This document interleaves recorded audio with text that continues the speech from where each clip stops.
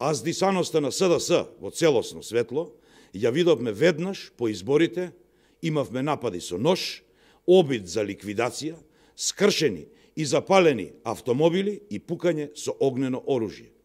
Беше извршен обид за ликвидација на председателот на политичката партија Гром, Стефчо Јакимовски, од страна на луѓе блиски до раководството на СДС.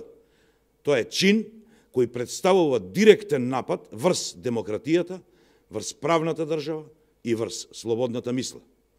Во Свети Николе, група активисти на СДС крвнички претепаа полицаец и пред неговото семејство му се закануваа со негово убиство и смрт на неговото семејство, само затоа што не е член или не е симпатизер на нивната партија. Во општинскиот штаб на СДС во Бутел беше пукано со огнено оружје вечерта по изборите. За тоа има и фотодокументација, а во Министерството за внатрешни работи имаме целосен молк и никаква интервенција за расчистување на случајот.